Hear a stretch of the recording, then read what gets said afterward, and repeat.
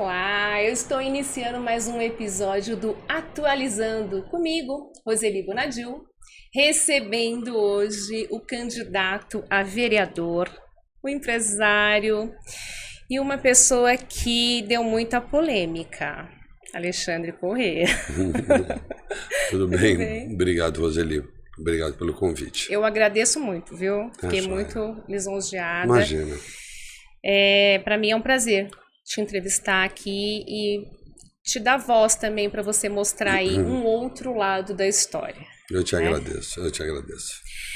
Alexandre, você participou aí, você é um personagem, né, de um dos maiores escândalos aí da celebridade, ou eu tô enganada, Alexandre? Eu não me honro nada desse título, Sim, né? claro. Mas a gente, eu me entendo como alguém que está nesse mercado desde 1990.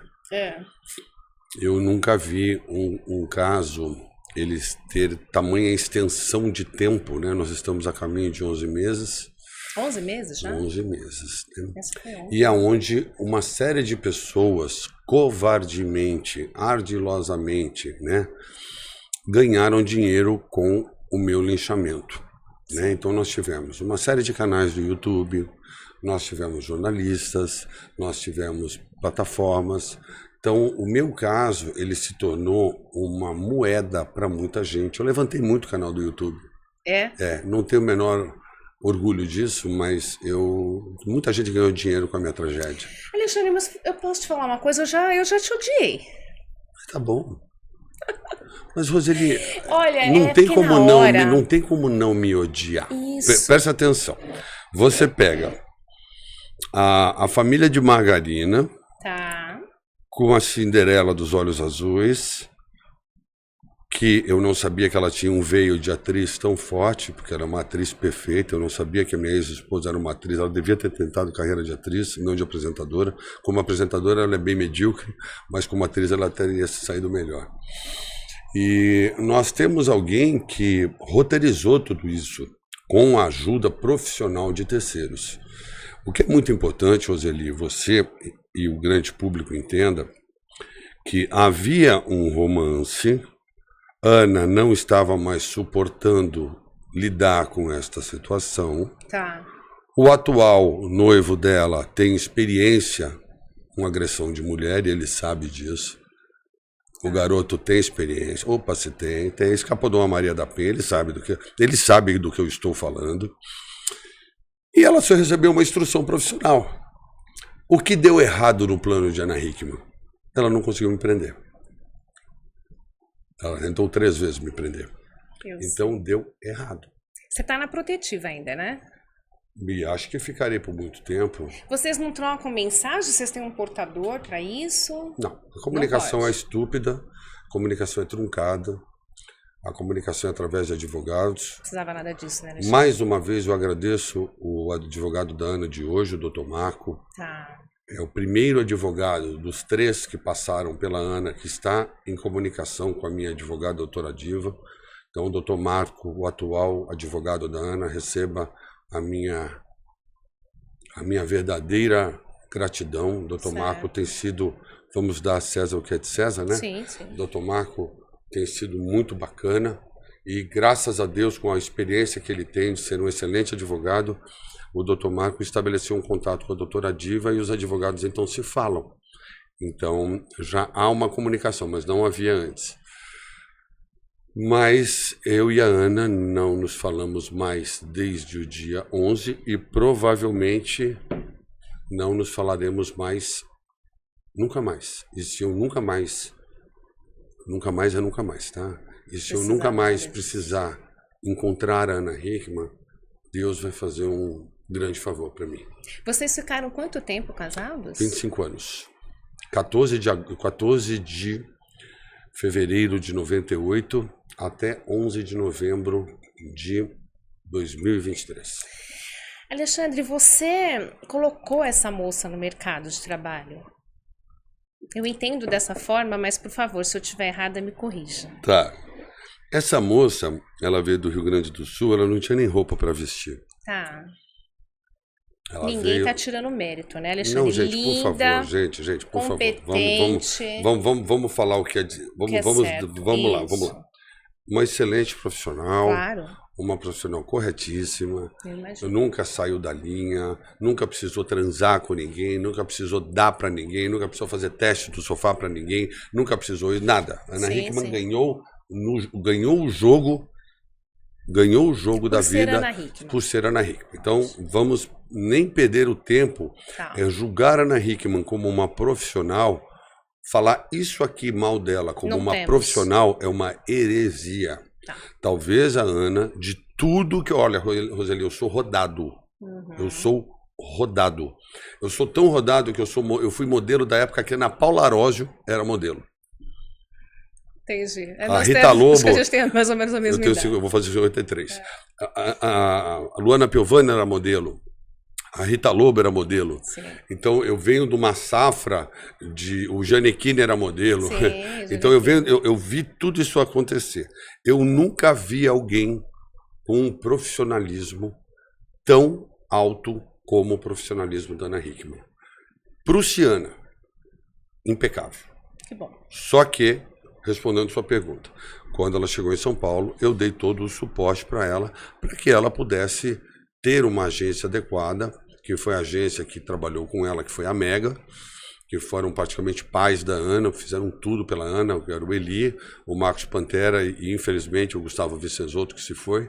Os caras eram fantásticos, são fantásticos ainda, só que o Pantera está lá em Miami, o Eli está hoje com a Mega. Então, tem o mérito da Ana, mas tem o mérito das pessoas que ajudaram ela, sim. Só te interrompendo um minuto, claro. Alexandre. Então, quando a gente está falando de Ana Hickman e Alexandre, a Ana Hickman não era a Ana Hickman quando te conheceu. Não, eu conheci a Ana em outubro de 96. Ela era uma new face. Ela veio para uma agência chamada Metropolitan, que era de um cara chamado Pelicano Júnior, que é abaixo da linha da classificação. E... Enfim. Era uma menina que chegou aqui para trabalhar. Um super potencial, uma mulher absolutamente deslumbrante. Ana foi uma mulher deslumbrante durante décadas. Mais de 2 décadas, né? Então, deslumbrante, nós estamos tratando de beleza. Eu não estou julgando aqui ou ali. Estamos falando de beleza feminina. Talvez a Ana teve a gente fala de shape, né? Ela teve um dos corpos mais sinistros que você possa imaginar. Impecável. Não, sinistro. O corpo da Ana era sinistro. Era uma coisa, era assim, fora que era aquela mulher. Tinha 1,85 m. Os oblíquos dela entravam aqui. A perna dela tinha 4 rasgos aqui. Era uma coisa absurda. Absurda. Atropelava as concorrentes. Atropelava. E ela, então, quando veio para a Mega, o Eli e os bookers da agência sabiamente exploraram muito bem isso. Então a Ana fez infinitas campanhas. Infinitas. Eu lembro uma época que a Ana, na Faria Lima, tinha umas empenas de prédio. Então ela tinha uma empena da Valizer, gigantesca, uma empena da General Optical e uma empena do Shopping Guatemi. A Faria Lima era inteira Ana, para quem ia no sentido centro-bairro. Covardia para as concorrentes. Foi legal, foi uma época bacana. E você sempre ali ao lado dela, sempre impulsionando essa carreira dela. O pessoal, né, aí eu tenho a turma da lacração, essa laia que apareceu no Brasil, né, que eu chamo de laia, elas costumam dizer que acabou a mamata, gigolô, papapá. Se você soubesse desde que época eu escuto gigolô, acho que desde que eu casei. Então, se as pessoas entendem que elas me ofendem falando isso... Você sabe do seu trabalho. Eu passei 2 décadas e meia escutando isso. Eu, Roseli, dentro das minhas capacidades, cuidei, lavei, fiz compra, agenciei, cobrei, briguei, fiz reunião, fiz negócio, fiz contrato. Cuidou, né, ali? Lembre-se, Roseli, nós saímos do zero, nós não tínhamos nada e ameliamos um patrimônio milionário. Então, se você, que é uma mulher muito à frente do tempo, talvez você tenha esse entendimento. ninguém durante um quarto de século sai do zero para um patrimônio milionário brincando. Não. Né? Mas parece que arduamente, né? Há uma fatia do mercado que insiste em acreditar nesta teoria. Por quê? Porque a minha ex-sócia, ela pegou 25 anos e pôs no esmeril, quando lhe foi conveniente. Lembrando que alguns dias antes eu era considerado o melhor pai do mundo, a melhor pessoa do mundo. Eu via. Mas repentinamente, estranhamente, né, ela mudou de opinião. Mas a gente tem que respeitar. Claro, né? Opiniões mudam. Claro. Então vamos respeitar a opinião da minha ex-sócia. O Alexandre é meu convidado. Eu trouxe aqui por quê? Porque eu queria dar voz a ele, porque é muito fácil a gente abrir aí. A Ana Hickman é uma gigante e ela tem toda a minha admiração. Eu gosto do trabalho dela, ela é impecável. Eu não a conheço, né? Não tive o prazer de conhecê-la pessoalmente, mas eu acredito que aqui, eu ia falar do outro lado, mas aqui na minha frente tem uma pessoa que merece também ter voz. Obrigado. Merece. E Alexandre, eu acho que você brigava com um gigante. E a gente que está aqui, né, do outro lado, a gente assiste, a gente escuta, e obviamente que nem tudo que você escuta, você leva para si, né? Você analisa o que você escuta. E eu comecei a analisar. Nossa, mas que monstro que é esse Alexandre, né? A princípio, eu já te falei, eu te odiei. Pô, que cara é esse, mano? Então eu vi aquele cara grosso, eu enxergava você como um cara grosso.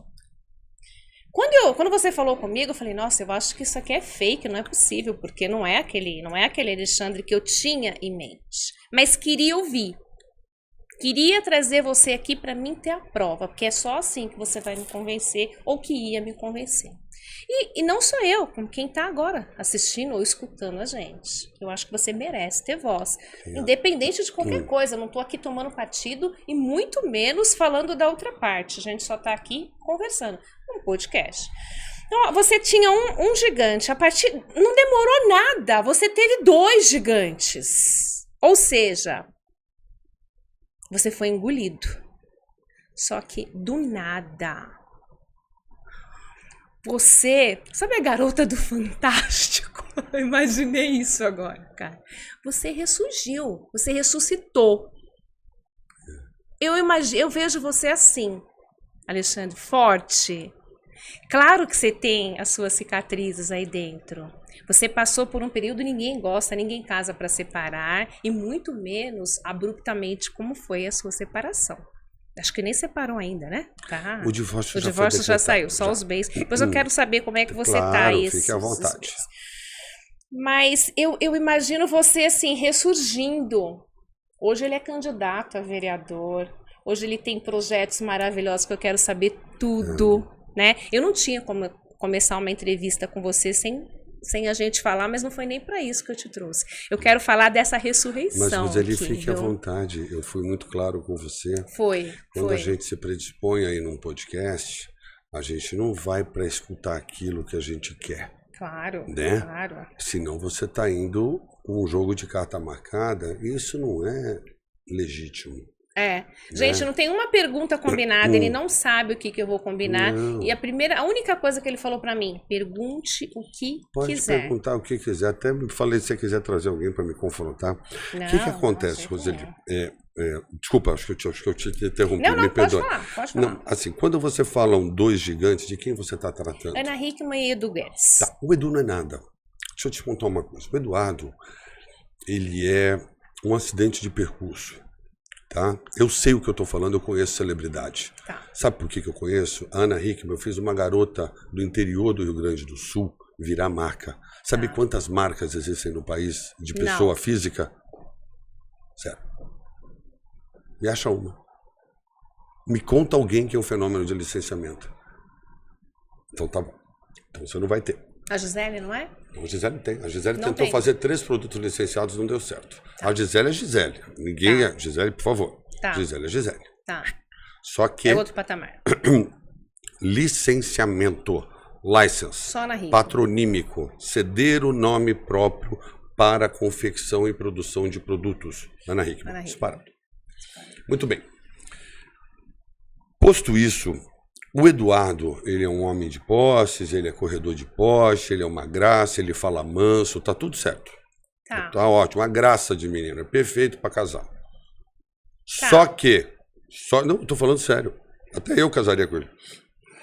Só que como apresentador de televisão, ele é medíocre. Por que ele é medíocre? Por conta de número. Números não mentem. O Eduardo está numa das piores emissoras do país, que é a Rede TV, e dando o pior ibope do horário. Ora. Quando eu falei gigante, eu quis dizer de celebridade. Eu entendo, você entendeu, mas né? ele é um homem muito poderoso. Sim, ele tem negócio aqui, ele tem negócio ali, tá tudo certo. Tá. Mas como celebridade, ele é um fracasso. Tá. Fechado? Por quê? Por causa do número. Não é porque o Alexandre Corrêa acha. Sim. Como corredor de poste, pouco se me dá. Como isso, como aquilo. Mas como? Então, ele, para mim, ele é o quê? Ele é alguém que se aproximou de uma mulher casada, manteve um relacionamento com uma mulher casada, conhecendo o marido dessa mulher casada. Vocês eram amigos? Não, mas ele me conhecia. Sim, claro. E instruiu essa mulher casada a conspirar contra o seu marido criminalmente. Esse é o Eduardo Guedes para mim. Então, o Eduardo Guedes, para mim, ele é a escória da sociedade. Alexandre, você acha que esse romance não aconteceu após a separação? Roseli, por favor, por favor, não vamos ser meninos. Isso é coisa de menino pensar, né? Por favor. Dói o que eu estou falando. Mas isso é coisa de menino pensar. É que tem coisas que parece que a gente não quer acreditar, né? Eu sei, Roseli, é difícil. É difícil, mas acredita, vai ficar mais fácil para você entender o fio da meada. Tá. E como que... Perdeu até o rebolado, né? Eu sou péssimo. Eu sou péssimo. Eu sou péssimo. Eu te odiei, mas não quero voltar a te odiar, tá bom? Eu sou péssimo. Tá. E como que tá o seu psicológico hoje? Como que tá também a tua relação, já que não tem, devia ter um portador aí para vocês se falarem, porque, claro, sobre o necessário, ninguém vai ligar para dar bom dia, não é isso. Mas vocês têm um filho em comum, lindo por sinal, o Alezinho. Quero saber como que tá o seu psicológico e o teu relacionamento com o Alezinho. Eu sei que você tem aí até janeiro, né? Tudo ok com o Alezinho, é isso? Vamos lá. Os primeiros 30 dias eu quase atentei contra a minha própria vida, tá? No dia seguinte que eu tentei atentar contra a minha própria vida e fui impedido, eu decidi uma coisa. Você tem fé, Roseli? Desculpa pelo... Muita? Tá. Eu também.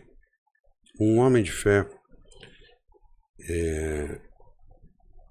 A fé não deixa você perder uma coisa chamada dignidade, né? Sim.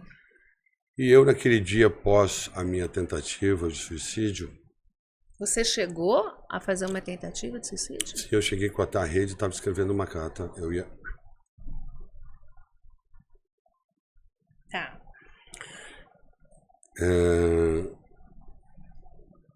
Eu acordei no dia seguinte e disse assim, eu tenho duas alternativas.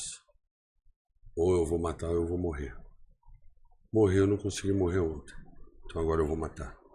E o que significa matar? É matar aquilo que te mata. É matar a dor da vergonha, a dor da humilhação pública. Lembrando, né, Roseli, eu fui linchado publicamente. Eu sei. Não é que eu fui atacado, cancelado, odiado. Eu fui linchado publicamente. O que aconteceu com Alexandre Corrêa, nem Daniel Alves sofreu o que Alexandre Corrêa sofreu, tá? Então, e tem aí os responsáveis por isso, né? Um deles é o senhor Léo Dias, a Fábia de Oliveira. São pessoas que conspiraram para propagar o ódio contra Alexandre Corrêa em mentiras. Então, o meu psicológico hoje é assim, Roseli, eu funciono como um videogame. Eu vou passando fase. Tá. E eu trato o meu dia como uma fase. Eu preciso acordar, eu preciso treinar, eu preciso me alimentar, eu preciso me arrumar, eu preciso fazer campanha. Então, até 3 de outubro, meia-noite, eu estou fazendo campanha. Depois eu espero o resultado das eleições e vejo o que eu faço. Nesse ínterim, eu estou me defendendo das acusações, lutando para ter a minha divisão patrimonial, que até agora isso não aconteceu. Você saiu da sua casa, que você saiu da casa que moravam? No dia 11/11 da suposta agressão, Tá, da falsa denúncia de agressão, tá. ou eu ia embora ou eu seria preso. Porque quando a Ana Hickman ligou para o 190 dizendo que ela tinha sido agredida, foi a primeira tentativa de prisão da Ana Hickman contra mim. Então lá, quando ela contou essa mentira, porque ela nunca foi agredida, lembrando... O que aconteceu naquela noite, Eu tenho Alexandre? 2 testemunhas a meu favor, tá? Eu tenho uma copeira, eu tenho uma cozinheira e uma arrumadeira a meu favor. Tá, Estávamos à mesa sentados no almoço. tá. Ah, foi almoço. Isso. A Ana Hickman, então, começou um assunto com o Alexandre. O mesmo começou a chorar muito, nunca tinha visto meu filho chorar daquela maneira. Eu me ausentei da mesa, porque eu estava vendo aquela situação, estava fora de controle. A Ana Hickman já estava alcoolizada, ela tinha bebido mais de meia garrafa de vinho, num calor de 40 graus. E você sabe gente alcoolizada como fica. Depois eu voltei, a Ana Hickman continuava falando em cima do menino, e o menino chorando, onde eu disse: Alexandre, pegue seu iPad e vá aqui para a galeria que o seu pai vai conversar com a sua mãe. Ele pegou o iPad, foi para a galeria, a alguns metros, eu comecei a conversar com a Ana Hickman. Ela começou a ser extremamente agressiva e, imotivadamente, ela atravessou para a churrasqueira, dizendo que ia chamar a polícia, que eu estava agredindo. Eu falei: você está mentindo. Você não encostou na Ana Hickman. Você está mentindo, para. Até quando ela voltou, estávamos aqui. Quando ela passou para voltar aqui à cozinha. Quando ela voltou para a cozinha, ela foi fechar a porta com agressividade. Eu segurei a porta com o pé para que ela não fechasse. Tá. Deu um tranco, o trinco pegou aqui no braço dela. Ela acabou fechando a porta e ligou para a polícia. Eu não tive alternativa, eu tive que ir embora. Tá. E nunca mais voltei para casa na condição de morador da casa, lembrando que a casa também é minha. E eu, então, voltei apenas para pegar alguns pertences e nunca mais voltei. E nem pode voltar. Por conta da medida protetiva, não. Ela está na casa? Ela ocupa 2 mansões. No mesmo condomínio há 2 mansões. Ela ocupa as 2. Peraí, vocês têm 2 casas no mesmo condomínio e você não pode ficar em nenhuma? Por causa da distância da medida protetiva, é isso? Sim. E você foi para onde, Alexandre? Eu, primeiramente, morei num apartamento que estava em obras de um amigo meu, um estúdiozinho de 35 metros. E depois, com muito custo e com a competência da minha advogada, da doutora Diva, eu consegui então tomar posse de um imóvel que nos pertence à minha Ana, na região de Perdizes, e eu estou lá até hoje. E as 2 mansões sendo ocupadas por ela?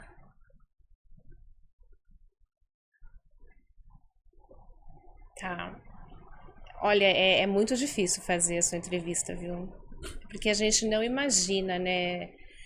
Essa intimidade toda, essa particularidade toda, a gente não imagina o que você passou.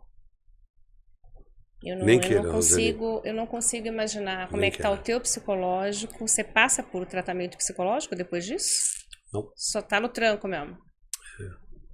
E o Alezinho, como tá o Alezinho? O Alezinho, ele é, no meu entendimento, avaliado pelo que ele apresenta. Tá. Então, ele, comigo, Alezinho, Alexandre pai. Ok. Obediente, carinhoso, amoroso, Ai, que um bonitinho. companheiro, tira excelentes notas, não há reclamação da escola. Então, eu entendo que, diante do caos proposto pela genitora, o Alezinho está preservado. Existe uma alienação? E como? Ele conta pra você? Conta coisas que você nem acredita. A visita, ela é estipulada? Você pode pegá-lo? Eu vejo o meu filho a cada quinzena, são 2 vezes por mês. Pego às sextas e devolvo no domingo. Tá pagando pensão? Não, na verdade o que nós temos, Roseli, como houve uma premeditação, eu, por conta da medida protetiva, estou impedido de entrar nas minhas empresas há 11 meses. Então eu não tenho acesso a extrato bancário, eu não tenho acesso a dinheiro, a lucros, a nada. Quem paga as despesas do Alexandre hoje é o Alexandre e a Ana. Por quê? Porque quem paga é a empresa que me pertence. Ok. Só que eu não tenho acesso à empresa físico por conta da medida protetiva e por conta das manobras que a Ana Hickman fez. A Ana Hickman, ela comprou 2 CNPJs de laranja profissional e praticou escoamento patrimonial quando ela passou os recebíveis dela para a empresa da irmã chamada Blue, da sua irmã Isabel. Então, você tem aí um requinte de premeditação. Vou te contar que é interessante essa história. Requinte de crueldade, né? Mas a gente chega na crueldade. Vamos na premeditação. Tem pior a história? Olha só. O fato aconteceu no dia 11. Tá. No dia 16 de novembro, pós-feriado, eu fui chamado pelo advogado da empresa, então ele era meu advogado também, e a irmã da Ana Hickman me falaram assim, olha, sai da administração das empresas, que a Ana Hickman vai ficar mais tranquila, vai mostrar a boa-fé da sua parte. Falei, claro. Eu, acuado, tomando porrada de um país inteiro, saí da administração de todas as empresas. Aí adivinha o que aconteceu? No dia 23, eu fui na delegacia da mulher prestar depoimento, e lá na delegacia da mulher, eu fui informado que ela tinha entrado com uma medida protetiva, porque ela covardemente e mentirosamente afirmou que eu rondava a mansão armado e oferecia perigo a ela e ao filho. Só que eu já tinha saído da administração das empresas. Então... Você tem arma, Alexandre? Nunca tive. Nem porte? Nem posso. Não, nem porte de arma. Ah, nem porte. Nem porte você tem. E ela fez uma acusação dessas contra você. Foi a segunda tentativa de prisão dela. Então você entendeu, Roseli? Quanto ódio, não? Na verdade, quanto ódio. Quanto ódio, não tem outra palavra. Porque se você tá casado com alguém e não dá mais... Olha, Alexandre... Não... Malvada, né? Não sei, tô sentindo ódio. Malvada, né? Malvada.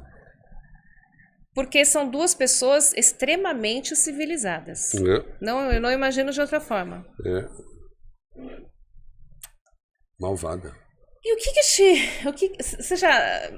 É difícil, viu, fazer essa entrevista, porque tem horas que você tenta vivenciar os 2 lados, você tenta de maneira nenhuma invadir o outro lado que não está aqui para se defender, que eu respeito muito, inclusive admiro muito. Mas, Alexandre, o que te levou para a política? Vamos falar um pouquinho da sua candidatura a vereador, é Alexandre isso? Corrêa, 70 mil. 70 mil? 70.000. Desculpa. Imagina. O meu problema, eu descobri, para você ter uma ideia como a gente é limitado na vida, né? Eu nunca tinha ouvido falar de alienação parental e denunciação caluniosa. Presta atenção. Não. Tá. Grego isso para mim. Quando o meu problema começou e eu comecei a oferecer resistência, e algumas máscaras da Ana foram caindo, algumas verdades foram aparecendo e tudo mais, eu comecei a ser procurado por pessoas que falaram, olha, sua dor é isso e aquilo. Então eu fui entendendo o universo onde eu estava e com a força dos meus advogados me defendendo. E eu, então, paralelo a isso, recebi um convite do Avante, do Paulo Barbosa, falou, Alexandre, a sua dor é a dor de milhares de homens. Há uma indústria de falsas denúncias de agressão. Há uma indústria de alienação parental. Você precisa pegar essa bandeira. Falei, ai meu Deus. Eu falei, mas... Bom, me deram lá um briefing de tudo. E aí eu então falei, tá bom. Então agora é de verdade, é ir pra guerra, né? E eu então comecei todo o processo. me lancei como pré-candidato. E junto disso eu lancei um número de WhatsApp, tal como você tem na sua bio, para denúncias. Sim. Quando eu vi aquilo, explodiu. E eram chuvas de denúncias. Então... Os homens te procurando. Que bacana. E muitas mulheres, a segunda esposa do cidadão me procura muito. Porque a primeira mulher faz a vida do cara um inferno tão grande, o cara não consegue viver em paz com a segunda esposa. Então eu peguei tudo isso, pus uma panela, mexi e falei, agora eu vou entender do assunto a fundo. E fui me aprofundando. E a gente percebe, Roseli, um buraco na vida do homem brasileiro. Tá. E esse homem, ele não tem nenhum apoio, ele está abandonado. Como vereador eu vou conseguir fazer lei? Não. Mas eu vou conseguir dar suporte para esse homem. Eu vou conseguir montar um apoio de uma rede de apoio psicossocial. Eu vou conseguir buscar na iniciativa privada a formação de um grupo de advogados que a pessoa de baixa renda consiga pagar um advogado para ter uma defesa adequada. Porque a Defensoria Pública não gosta de homem. Essa é a má notícia. A Defensoria Pública ela simplesmente ignora os casos de violência contra o homem. E junto disso, uma série de medidas e de associações para que a gente possa dar a esse homem, vítima de alienação e denunciação caluniosa, suporte para que ele possa enfrentar. Eu, com alguns poucos recursos que tenho, desenvolvi um portal, o Alexandre Belo Corrêa, onde é um manual de primeiros socorros, escrito pela doutora Fernanda Trípode, onde esse homem alienado e vítima de denunciação consegue ter um norte para que ele não agrave a situação dele fazendo coisas indevidas. Então, Alexandre, eu estou entendendo o que você está falando. Eu sou advogada e chega a ser engraçado até um homem chegar na delegacia e falar para o delegado, olha, eu apanhei da minha companheira. Né? Além da vergonha, porque um homem, né, tem vergonha de chegar lá na delegacia e falar isso, mas é muito sério também. A Lei Maria da Penha, que protege as mulheres, perfeita, é uma lei perfeita. Porém, eu acho que falta um pouco de igualdade entre homens e mulheres. Não sei se você sente dessa forma. Não, eu acho que ela fere a Constituição, porque o homem, na Maria da Penha, não tem direito à presunção à inocência, né? Presunção de inocência nenhuma. Nenhuma, né? A presunção de inocência era descartada. Então, ela fere a nossa Constituição, Roseli. E por ferir a nossa Constituição, a Carta Magna, eu não sei qual é o fundamento. Lembrando que o caso da Maria da Penha é uma grande mentira. Então, foi uma lei que foi feita sobre um caso que é mentira. Mas o que você pretende fazer na sua candidatura? Você pretende... com a violência ou até mesmo aí com esses homens que te procuram, o que você pretende? Qual é a assessoria ou o que você pretende fazer com eles? Vamos me eleger. Tá. Primeiro trabalho. Já estou te considerando. Primeiro trabalho junto às delegacias. Tá. Não precisa fazer a delegacia do homem, não precisa onerar mais a máquina do Estado. Tá. É só os delegados passarem por um curso, uma breve instrução que... Homem chegou para fazer denúncia de violência, ele tem que ser ouvido. Acolhido. Não é para mandar o cara ir tomar cerveja, jogar no bicho, pegar uma menina, sair de casa. Não. Escuta, faz o boletim de ocorrência. Número 1. Número 2. Acabar com a subnotificação de crimes. Nós não sabemos quantos homens sofrem violência doméstica, sim, bem como... Nós não sabemos quantas mulheres de verdade sofrem violência doméstica. Verdade. Por quê? Essa enxurrada de denúncias falsas, elas tomam lugar das mulheres que são verdadeiramente agredidas. São mulheres conspirando contra as mulheres. Então, há de ter uma força-tarefa e se apurar. Então, vamos lá. De 100 denúncias, quantas denúncias são verdadeiras? 20, 30, 40, 50%. Número 2. Ir a um projeto à frente, que é a falsa denúncia, a falsa comunicação de crime, 339 ou 340. sejam devidamente punidos. A mulher que mentir que foi agredida, ela tem que ter uma punição exemplar. Para quê? Para que coíba os seus pares a fazerem o mesmo. Porque grande parte das mulheres são induzidas a fazerem isso. Sim. Tal como a Ana Hickman foi instruída a fazer isso. Não suficiente a isso, montar uma rede de apoio psicossocial para o homem. O homem não tem um telefone para ligar. Porque o homem de bem, Roseli, ele não reage a uma agressão. Se a mulher der uma garrafada, uma copada, um beliscão, Sim. uma mordida, um soco, um tapa, o homem de bem não reage. Sim. Sequer ele segura uma mulher pelo braço. Ele não faz nada. Você está falando que o homem de bem apanha? Apanha calado e sai de casa. Só que aí precisa, voltando, a delegacia fazer o trabalho dela, acatar a denúncia e se apurar, instaurar o inquérito e se apurar. O homem de bem não reage. Posto isso, esse homem ele passou por um problema de agressão e não pôde reagir. O que ele precisa? Apoio psicossocial. Então, há de se ter apoio psicossocial. Não suficiente a isso. A reinstrução do Conselho Tutelar a entender que o homem não é um pária social e um verme. E a mulher é uma coitadinha.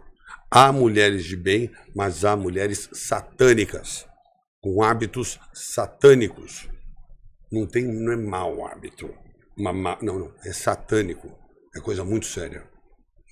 Tá, então você acha que uma mulher é capaz de simular ou de inventar agressões aí para ir lá para prejudicar esse homem, Mais do que certo? você possa imaginar. Não suficiente a isso, a última moda agora é assim. Falsa denúncia, medida protetiva, e aí o que ela faz? Ela acusa o pai de molestar a filha. Aí é muito mais sério, né? Eu já peguei casos assim no meu escritório. Complicado. Vai desfazer esse nó. Vai desfazer esse nó. É. Aí o cara deprime, não trabalha e ele faz o quê? Suicídio. É o que eu mais escuto hoje. É o que eu mais escuto hoje. Vou tirar minha vida, não me restou mais nada. Então Alexandre Corrêa quer prestar esse socorro, sabe, Roseli? Sim. Na verdade, o homem de classe média ou de classe alta, ele pode contratar um bom advogado e se defender. Sim. Agora o pobre não. Sim. Última moda também agora é o sumiço. O cara, ele trabalha de segunda a sexta num canteiro de obra. Quando ele chega sexta-feira na casa dele, não tem mulher, não tem filho, não tem televisão, geladeira, sumiu tudo. A mulher pegou, pôs tudo no caminhão e foi embora.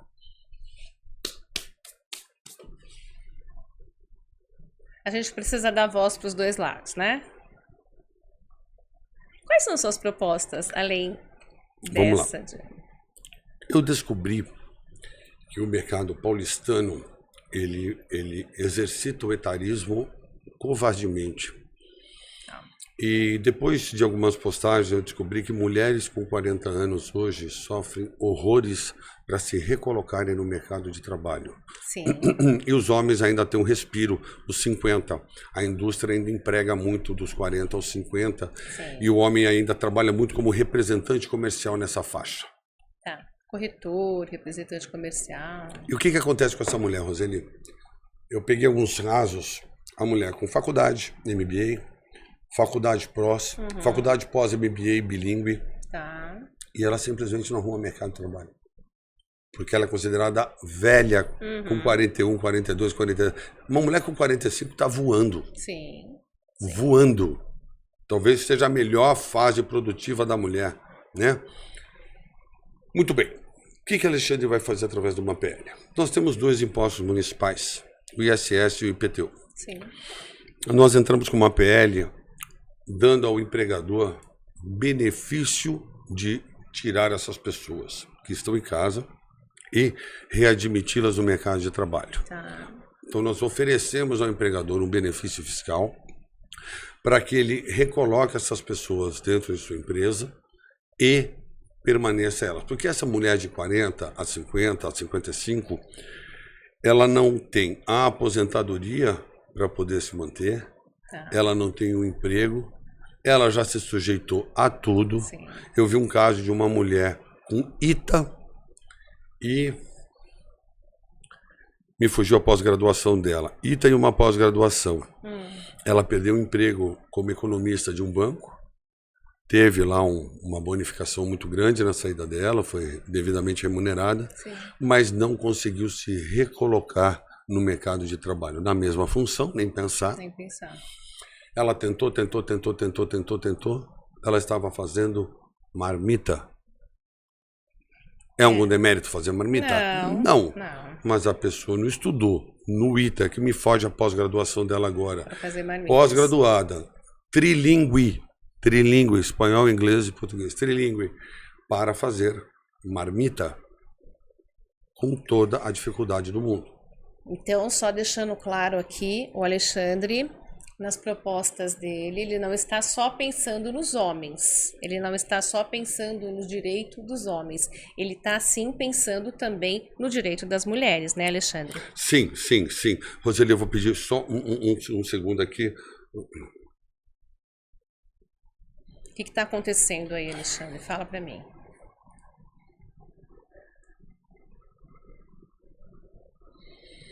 A gente está contra um relógio aqui de uma petição que tem que cruzar, enfim. Deu certo? Pode ir? Tá. Você consegue viver bem com essa história? Você tá dormindo? Não consegue. O cara tá fazendo um podcast, ele tem que responder o WhatsApp. E perde prazo pra você ver. Perde. Não pode perder prazo. Perde prazo pra você ver. É o que eles querem, né? Mas, enfim, a gente tem, então, essa situação. E uma terceira frente, voltando um pouco no direito do pai, é o seguinte. Tá. É uma incerta nas escolas municipais, identificando crianças oriundas de lares de pais separados. Então, tem lá o Chiquinho, o Joãozinho e o Pedrinho. Tá. Os três são de lares de pais separados. Essas crianças são submetidas a uma entrevista para saber se essas crianças estão passando por alienação parental, sim ou não. Okay. Se sim, de quem é a culpa? Pai, mãe ou os dois. E, identificado a culpa por um profissional preparado, chama-se as partes, promove-se o entendimento sem acusar ninguém. Com a participação até do Conselho Tutelar, né? Sim. Por quê? Uma criança alienada com 8, 9, 10, 11, 12, ele é um adulto problemático, esquece. Simples assim. Então você mata o problema na raiz. Deve ser a preocupação você com teu filho, né? Sim. Porque você olha lá, então você vê o Joãozinho ele está se mutilando, ele está com sobrepeso, ele está hipertenso, ele não faz atividade, ele não sai do celular. Qual é o problema de Joãozinho? Porque ele está com o problema da alienação. Então, como é que nós resolvemos o problema de Joãozinho? Chama-se as partes. E as partes têm que ser sabatinadas e instruídas. Olha, pai, mãe do Joãozinho, não pode. Então, nós vamos dar a vocês aí um recomeço, por favor, apertem as mãos e vamos em frente. Não é promover o enfrentamento, é promover o entendimento. É um trabalho de formiga, mas se você no ano conseguir salvar 400, 500 crianças da alienação parental, você salvou 400, 500 crianças. Então delegacia com os homens, apoio psicossocial. Então é um trabalho que que demanda o quê? Material humano. Sim. Aí que vem a grande funcionalidade das medidas de Alexandre Corrêa. Não é inteligência artificial, robotizado, autoatendimento. Não, esquece. É material humano. É o que mais hoje precisa de emprego. É preparar uma psicóloga, ela pôr uma criança sentada e ela saber que aquela criança está sendo alienada, Roseli. Alexandre, eu vejo que você faz muitas visitas aos bairros, à comunidade. Eu te acompanho bastante nas redes sociais. O que você acha que o povo está mais carente? É do quê? É de saúde? É de educação? O que você sente quando você chega lá, você fala assim, de novo essa história? O que é? O que você acha que você tem que pegar firme ali, tem que pegar pesado, como Não é minha pauta, vereador, tá, Roseli? Não é minha pauta. Mas eu acho que o problema de São Paulo crônico é segurança. É segurança, né? O trabalhador está 5 horas no ponto de ônibus, ele perde o celular. Ele perdeu o celular, ele perdeu a comunicação. Ele perdeu a comunicação, ele perde o emprego. Simples assim. O coitadinho vai e tem um celular dele, com todo o sacrifício roubado. Lá vai o coitado juntar 400, 500 reais para outro. Gente, para. Roubar trabalhador no ponto de ônibus, aí é a borda da loucura, né? É roubar um aposentado saindo, né? Não que eu esteja fazendo apologia, não estou fazendo apologia a assaltante de Claro Rolex, que não. né? Que eles são uma graça, esses assaltantes. Mas, pelo amor de gente, Deus. mas por favor, né? Meu Deus. Eu, quando vejo, às vezes, uma mulher, tô passando de carro e vejo uma mulher, assim, 10, 11 horas da noite num ponto de ônibus, eu fico imaginando o que ela não deve estar passando ali. Você sabe que eu O tenho uma medo história dela. que, inclusive, eu vivi com a Cláudia Helena. Na época, nós fazíamos uso de escolta. Tava o segurança, eu e a Cláudia num carro. A gente entrando aqui na capital federal, perto da Igreja do Calvário. Quando eu vejo um cara puxando a bolsa de uma mulher, ela estava na frente do Banco Itaú. Eu saltei do carro, somei a arma do assaltante, quebrei e salvei a mulher de perder o salário. Óbvio, louco, né? Podia ter tomado um tiro nas costas. Não pode reagir, né? Mas eu digo o seguinte, aquele dia foi a última vez que eu tive esse intento. Mas você veja só, aquela mulher ia ter o seu salário inteiro subtraído, né? E não ia conseguir repor o salário, Sim, não tem claro, seguro, claro. bibi. Então o que a gente acontece hoje? Eu acho que São Paulo está doente de segurança. Doente. Entendi. Temos coleta de lixo, temos canalização de córrego, temos a parte de banda larga nossa ainda está muito, muito carente. O transporte, falar que o transporte de São Paulo é ruim é uma mentira. Né? Lembrando, né, Roseli, o nosso prefeito Ricardo Nunes, ele é um herói, porque você ser gestor de uma cidade que é do tamanho de Portugal... Não é fácil, né? Não é fácil. Eu sou do interior, então posso falar do interior sem culpa, não é? Olha que gente. Sorocaba, o prefeito Manga faz uma gestão excelente. Mas o que eu digo é o seguinte, você administrar uma cidade que é do tamanho de um país, meu Deus... Uma UPA custa 5 milhões de reais por mês para ser mantida. Sim. Não é fácil, né? O teu filho não é contaminado nessas redes sociais? Ele como é que é a relação dele com as redes sociais, os amiguinhos da escola, as professoras? Eu já o questionei várias vezes, filho, seus amiguinhos não mencionam? Não, pai, ninguém. Olha, não mente. Então, tá imunizado. Que bacana isso, né? Preocupante, né? Porque hoje em dia, rede social aí te conta tudo, né? Falar em rede social, teve alguma personalidade aí que te ajudou muito, que foi ali parceiro, que falou assim, Alexandre, eu tô contigo, não abro? Tem algum amigo? Teve o Vanderlei Silva. É? O Vanderlei, sim. Um abraço, Vanderlei, grande amigo, sim. O Vanderlei Silva me ajudou, sim. Ficou ali do teu lado Sim, falando, cara, isso vai passar. Sim, foi um grande amigo, está sendo um grande amigo. Mas eu tenho alguns amigos, o Patrick, Fernanda, tenho alguns poucos amigos, sobrou muito pouca gente, né? Tudo começou lá no Léo Dias? Tudo começou com o Léo Dias, né? O Léo Você Dias... ligou pro Léo Dias, né? Ele ligou para mim, eu liguei para ele, tá. tentando desviar do Eu assunto, lembro disso. mas quando eu vi já era tarde. As redes sociais, elas podem tanto... Mas engraçado, né? A rede social, ela te derrubou, ela te pôs lá embaixo, mas a verdade um dia aparece. Eu me entendo dessa forma. Um dia tudo... Roseli, ela está aparecendo. Eu acho que você Aparece. não deve estar se recordando, que é muita coisa. Eu fui acusado pela minha ex-sócia de ter uma conta no Barclays Bank de Londres com 947 milhões de reais. Você sabe disso? Não. Então é interessante. Depois dá um Google. Essa notícia aí eu não vi. Então vamos lá. Você tem isso, gente? A minha ex-sócia, ela acusou a minha, a Cláudia Helena, de ter 947 milhões do Barclays Bank, vulgo 1 bilhão. Aí, aquele beócio do Léo Dias, o Gabriel Wacker da Folha, a Fábia de Oliveira, saíram noticiando e destruindo o Alexandre e a Cláudia. Legal. O santo, o beato do nosso criminalista, o doutor Bruno Ferulo, que não é advogado, é beato, é um santo aquele advogado, não tem, ele é fora da curva. Tá. Ele entrou em contato com o Dake Barclays Bank mandou uma carta dizendo assim, olha, nunca houve conta de Alexandre de Cláudio, bem como este tipo de conta jamais poderia ser aberto por alguém que não é cidadão inglês. E por que será que ela fez essa Não, mas acusação? vamos que vai piorar agora. Piora. Pergunta se algum desses vermes desses jornalistas Se retrataram. publicou, se retratou, pediu desculpa. Não. Jogou.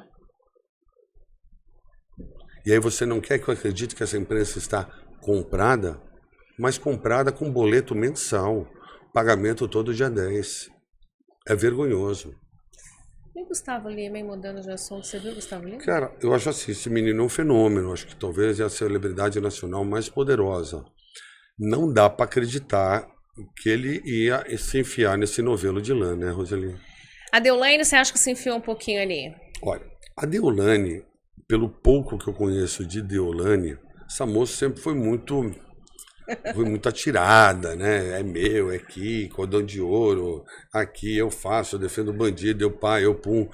Então, assim, eu acho que assim, fala tá tudo certo, não deve tá tudo certo. A gente não sabe, né? Agora o Gustavo Lima... Aí eu tô triste. Eu não acho que ele tem culpa, não. Agora, o que nós temos é uma população endividada por conta das bets, por conta dos jogos. Você conhece alguém que já perdeu muito no jogo? Pois é. E não é de agora, né, pessoal? É de 30, 40 anos Eu conheço atrás. gente que não sai de mesa de pôquer. Pois é. Triste isso, né? É Isso a destruição. É a destruição. É a destruição. É um dos vícios silenciosos, porque ninguém sabe. Se você bebeu, eu vou perceber. Se você Sim. é usuário, eu vou perceber. Agora, se você jogou lá a noite inteira e veio aqui pro podcast fazer uma entrevista, eu não vou perceber nunca. Mas aqui dentro, é devastador. Acaba com tudo. Com tudo. O jogo acaba com tudo. Eu acho que é um dos vícios mais cruéis. Mais cruéis. E silencioso, vamos dizer assim, né? Porque só você e a sua conta corrente sabe o que está acontecendo. Sim. E geralmente quem joga tem vergonha de falar, tem vergonha de expor a situação. Sim. Alexandre, eu queria saber o seguinte. Você vai ganhar essas eleições. Ô, Roseli, que bom. Vai ganhar, eu tenho certeza aí. Você vai virar esse jogo de primeira aí. Viva, Roseli.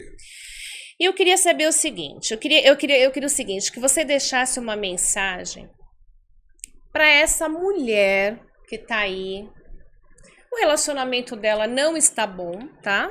Não importa quantos anos ela tem de relacionamento, mas não está bom. E ela está pensando em prejudicar esse cara para sair do relacionamento. Você acredita? Existe isso. Se eu não tenho como sair daqui... Nossa, Roseli, é enxurrada. Eu não tenho como sair daqui de dentro. Eu tô aqui porque eu preciso dele. Então, o que eu vou fazer? Eu vou simular, ou eu vou até uma delegacia de polícia, vou prestar um depoimento falso e vou tirar esse cara daqui e vou ser felizes para sempre. Qual é? Dá uma mensagem para essa mulher. Então, conta para ela o quão devastador é. É aqui a câmera, né? É. Olha, para você que está imaginando e pretendendo essa iniciativa, eu pediria a você que você reavaliasse, porque a partir do momento que você faz uma falsa denúncia, você está tirando uma mulher verdadeiramente agredida, e existem centenas de mulheres que sofrem agressão todos os dias nesse país, tá? Então você está tirando a chance de uma mulher verdadeiramente agredida de se defender, número 1. Tá? Então, mulher fazendo mal para mulher. Número 2, você vai causar um trauma num homem de bem. Se você teve essa iniciativa ou está pretendendo ter essa iniciativa, eu gostaria que você repensasse e você chamasse esse homem à conversa, falasse que você não o ama mais, propusesse uma divisão patrimonial. Para quê? Quanto mais rápido, mulher, vocês se entenderem, mais rápido você tem acesso a dinheiro. Quanto mais rápido vocês se entenderem, mais rápido você se livra desse homem que você não ama mais. Quanto mais rápido vocês se entenderem, você segue feliz com o seu novo amor, com a sua namorada, caso você tenha mudado de gênero, com sozinha, ou você queira morar fora do país. Então lembre-se, o bom entendimento com o marido acelera o processo em 1000%.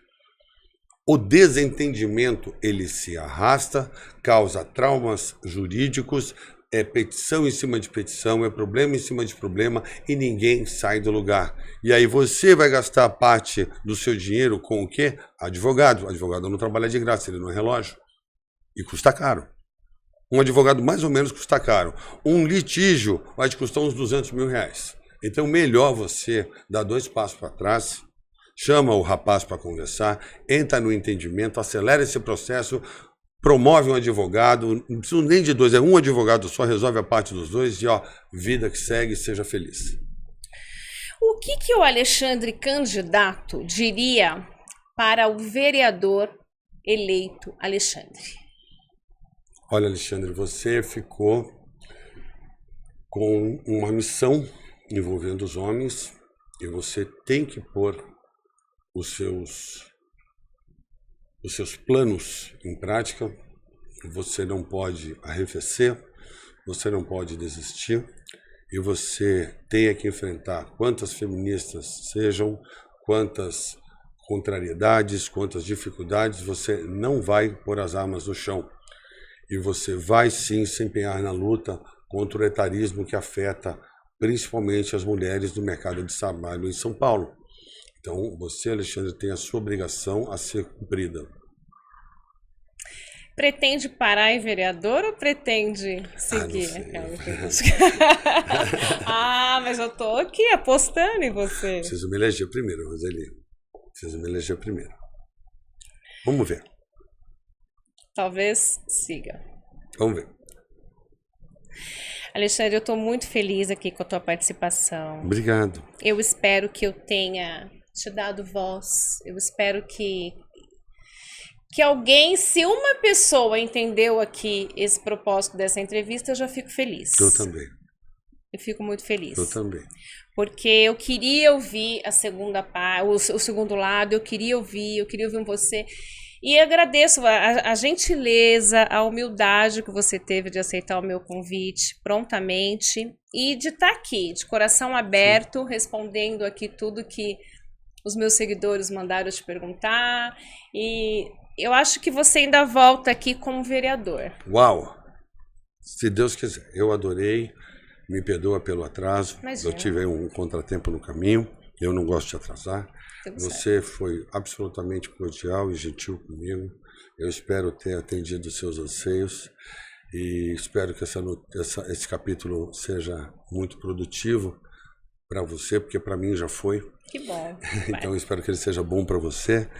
Eu, se eleito for, volto aqui correndo aí para te dar um abraço, contar para você, pôr mais planos em práticas. Eu vou querer saber tudo. Sim, claro. Tem muita coisa para ser feita, né? Mas a gente deu aí em linhas gerais. Eu lhe agradeço demais. Boa sorte para você. Para nós, obrigada por tudo. Dá um beijo no Alezinho. Ele tá lindo. Parabéns pela educação dele. Obrigado. E eu espero que em breve você consiga aí desenrolar esse novelo, porque não é fácil, né? Você vê as suas empresas, você não tem acesso nem às suas contas, né? Mas tenha fé, tudo vai se resolver, eu acho que da melhor forma. E essa história ainda não acabou, você ainda vai vir contar muita coisa pra gente aí. Fechou. Tá bom? Muito obrigado, viu? Obrigada a você.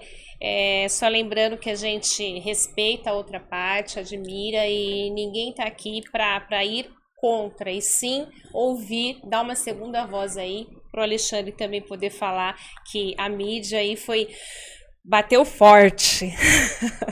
Obrigada, Alexandre. Obrigado a você. Tamo junto. Valeu. Boa sorte. Obrigado. Aí na campanha. Obrigado. E eu agradeço você. Espero que você tenha gostado. Espero que eu tenha conseguido aqui fazer todas as perguntas que você queria saber para o Alexandre. Mas, se eu não conseguir, como que é a tua rede social, Alexandre? Alexandre Belo Corrêa. Alexandre normal, Belo, B-E-L-L-O, C-O-R-R-E-A. Alexandre Belo Corrêa. Facebook também é a mesma rede. Alexandre Corrêa, 70 mil, eu preciso do seu voto. Chega lá na rede, tem bastante conteúdo, bastante coisa interessante. Então, se algum eleitor tiver alguma dúvida, ele pode te chamar lá e conversar com você? Manda o direct que a gente responde. Alexandre Corrêa, 70 mil. Assim, facinho, foi até abençoado aí no número. Beijo, até o próximo episódio. Boa sorte, Alexandre. Obrigado.